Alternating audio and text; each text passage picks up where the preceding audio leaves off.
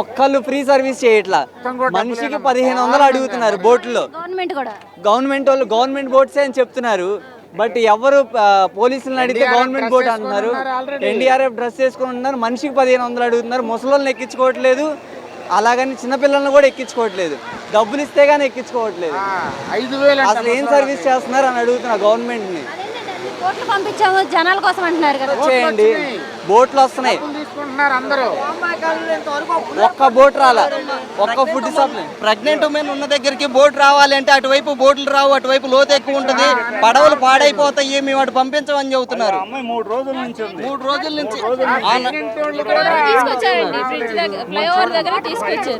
చూడండి, కింద చూడండి, ప్యాంట్ చూడండి, ఫ్లైఓవర్ వరకు తీసుకొని వచ్చారు. అది ఈ రోజు 3 days తర్వాత. అమౌంట్ 1500 దాకా అసలు హెల్ప్ ఏం లేదండి. 2 రోజుల తర్వాత ఈ రోజు ఫుడ్ దాకా వచ్చింది. అది కూడా వచ్చేటప్పుడు వాళ్ళు ఎక్కించుకొని ఫుడ్ మాత్రమే తీసుకొస్తానని చెప్పారు.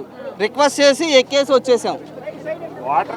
కోసం మాత్రమే వచ్చారు ఎన్డీఆర్ఎఫ్ టీమ్. మేము రిక్వెస్ట్ చేస్తే ఇంకా పేషెంట్స్ ని, ప్రెగ్నెంట్ వాళ్ళని ఎవరైనా ఉంటే మాలాగా తీసుకొస్తున్నారు వాళ్ళు. అంతేగాని 3 days పట్టింది రెస్క్యూ చేయడానికి మమ్మల్ని అందరినీ. మునిగి కొట్టుకెళ్ళిపోయేది అది. అక్కడ అసలు ఒక పులిహోర పొట్లం అనేది టీ ప్యాకెట్ అసలు ఏమన్నా నీళ్ళలో దిగుతున్నాం తిరుగుతున్నాం కానీ పట్టించుకునే వాళ్ళు లేరు. బోట్స్ వచ్చి ఏం చేస్తున్నాయి, ఏం తేట్లేదుగా. ఇక్కడ బ్రిడ్జిల మీద కుప్పలు పడేస్తున్నారు. ఏది ఒక్క ప్యాకెట్ కూడా ఇలా అసలు ఏమి.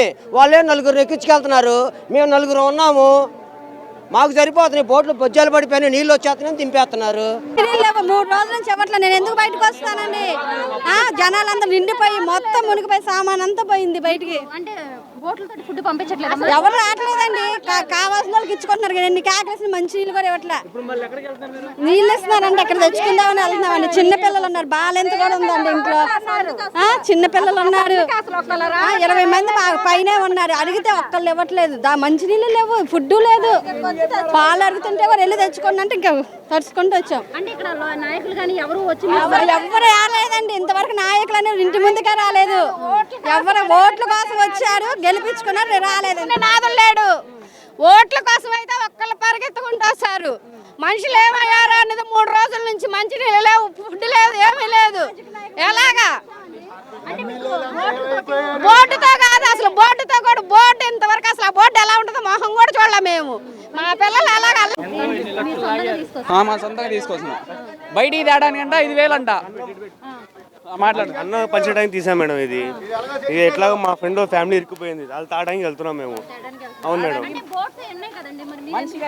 మేడం దేనికి వాళ్ళు డబ్బులు అలిగి నాకు అర్థం కావట్లా. 5000 అండి మనిషికి, 5000 2000 అంట. ఏంటిది డబ్బులు కరెక్ట్ కాదు ఇది. ఇప్పుడు జనాలు ఇప్పుడు లోపల ఉన్న జనాలు డబ్బులు కొంచెం వస్తే వాళ్ళకి అర్థం కావాలి. పల్లెకి వెళ్తానండి వాళ్ళు వాటర్లో దిగి బొద్దుండాలి కొంచెమైనా. డబ్బులు లెర్నింగ్ సెంటర్లో బాగా మునిగిపోయింది. ఇంటింటికి వచ్చి కొద్దిగా లోన్కి వచ్చి పాల ప్యాకెట్లు, నిత్యావసర వస్తువులు ఏదైనా తినుబండారాలు ఇస్తే కొద్దిగా ప్రజలకు ఇబ్బంది లేకుండా ఉంటుంది సార్. చాలా ఇబ్బంది పడుతున్నారండి. సీఎం సార్ కొద్ది దయించి కొద్ది లోన్ పంపించండి సార్.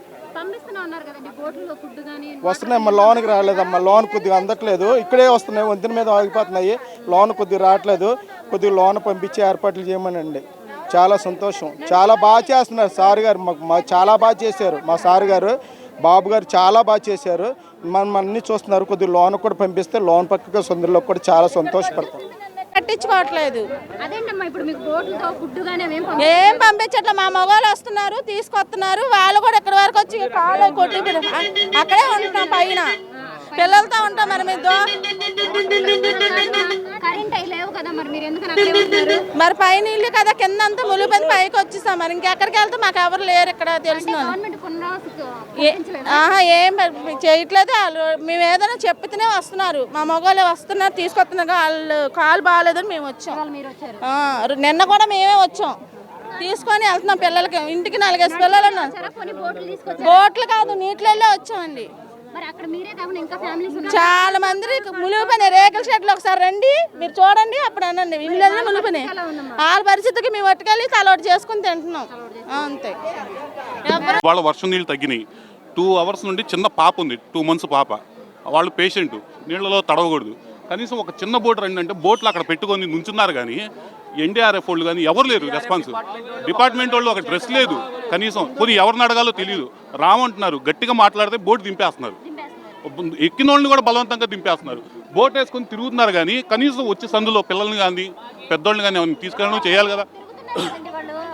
ఎక్కడ తిరుగుతున్నారండి? వాళ్ళ మనుషులు ఎక్కి ఊరినే రౌండ్ తిరుగుతున్నారు కానీ అసలు బోట్ అక్కడ అదిగోండి, ఇప్పుడు అక్కడ ఖాళీగా ఉందండి బోటు. పక్క సందు ఇక్కడే, ఈ పక్క సందు 5వ ఇల్లు అండి. ఈ పక్క బోట్లు అసలుకి లోపలికి మట్టికి రావట్లా, బయట ఉండి మాట్లాడే వరకేనండి. వర్షానికి తడిచిపోయి జనాలు పిల్లలు అల్లాడిపోతున్నారు. వాళ్ళు బోట్లు అంటే వాళ్ళని నెట్టుకోవటం, పక్క బారికి వెళ్ళటం, వాటి నుంచి మళ్ళీ రావటం ఇటు సరిపోతుంది. ఏమండి పోనీ లాంగ్ కూడా కాదండి, ఈ పక్కన 5వ ఇల్లు అండి. పోనీ డబ్బులన్నా ఇస్తామంటున్నాం అండి, డబ్బులు ఇస్తామంటున్నాం. డబ్బులు ఇచ్చినా కూడా అసలు మేము రాము, నిర్మమాటంగా అక్కడ కూర్చుని బోటు తెచ్చుకొని ఉపయోగం ఉందండి అక్కడ పెట్టుకొని. అదిగోండి సార్, ఇప్పుడు అక్కడ నుంచి ఉంది బోటు, అక్కడ నుంచి ఉంది బోటు. మీరు రండి, పోనీ నేను లైవ్ చూపిస్తాను. మన ముందు ఒకరిని దింపేశారు. 75 సంవత్సరాలు ముసలోళ్ళు 2 ఉన్నారు, వాళ్ళిద్దరిని ఒట్టుకు తీసినట్టే మేము మా ఊరు దాటి వెళ్ళిపోతా ఉంటాం. అక్కడ స్పందించోలేదు, పట్టుకోని కాలు చివరికి ఆర్డీఓ గారిని కూడా అడిగా నేను. కనీసం స్పందించే నాదులే లేడు అసలు. ఎవరు కాదు, స్వార్థం వాళ్ళ మనుషులు చూసుకుని వాళ్ళే చూసుకున్నారు తప్పితే ఫోన్లు చేసి మాట్లాడేవాళ్ళు తప్ప లేదు. ఖాళీగాని పెట్టుకొని తిరుగుతున్నారు. ఏమండి వర్షం పడట్లేదు, ఇబ్బంది పడుతున్నారు తెలుసా. ప్రెగ్నెంట్ లేడీస్ ఉన్నారంటే, సర్జరీ చేసుకున్న వాళ్ళు ఉన్నారంట. ఎలా వస్తారు? ఇందాక ఒక ఆయన అయితే దేక్కుంటా వస్తున్నాడు, ఫుడ్ వెళ్ళట్లేదంట. చూసిన వాళ్ళు వస్తున్నారు, వాళ్ళు తీసుకెళ్తున్నారు ఫుడ్. మరి బయట లోపల ఉన్న వాళ్ళకి ఫుడ్ ఎలా వెళ్తుంది? ఎలా వస్తున్నాయి? ఎన్నిసార్లు చెప్పినా రిజిస్ట్రేషన్ చేసుకుని అంటే రిజిస్ట్రేషన్ అంటే ఏం రిజిస్ట్రేషన్? ఇక్కడ కూడా 7% చిన్న పిల్లలు ఉన్నారండి. మళ్ళీ వాటర్ లేదు. మెయిన్ వాటర్ ప్రాబ్లం బాగా ఎక్కువ ఉంది. ఇప్పుడు మెయిన్ సందుల్లో అందరూ వెళ్తున్నారు కానీ లోపల ఉన్న వాళ్ళ పరిస్థితి ఏంటి? వాళ్ళకి ఇన్ఫర్మేషన్ లేదు, ఎలా రావాలి ఏంటి అనేది. ఫోన్స్, ఓల్డేజ్ హోమ్ ఉంది లోపల, 50 మెంబర్స్ ముసలోళ్ళు ఉన్నారు. ఇప్పుడు వాళ్ళ ఫుడ్ 3 days నుంచి ఫుడ్ లేదు వాళ్ళకి. ఏమో తెలియదండి. అక్కడ రిజిస్ట్రేషన్ చేసుకొని బోట్ రిజిస్ట్రేషన్ చేసుకుంటే అప్పుడు పంపిస్తా అంటున్నారు. అండ్ ఓల్డేజ్ హోమ్ లో 50 మెంబర్స్ ఉన్నారంట, ముసలోళ్ళు మాత్రమే. వాళ్ళు ఎలా వస్తారు? వాళ్ళకి ఫుడ్ లేదంట. మేము పంపిస్తానేమో జాయింట్ కలెక్టర్ గారికి ఫొటోస్ వీడియోస్ పెట్టండి, వాళ్ళు పంపిస్తారు అంటున్నారు. ఎలా పంపిస్తారు? మరి అదే కదా, ఎలా పంపిస్తారు? మేము ఎంత క్వశ్చన్ చేసినా ఇలాగే ఉంటుంది లోకల్లో. కనీసం ఇక్కడ ఎవ్వరు రాలేదండి, ముందుకి ఎవ్వరు రాలేదు. ఏది ఫుడ్ ఏది వస్తుంది? చూసిన వాళ్ళు వచ్చి తీసుకెళ్ళిపోతుంటే లోపల ఉన్న వాళ్ళకి ఫుడ్ ఎలా వెళ్తుంది? ఏమో అండి. ఇప్పుడు కూడా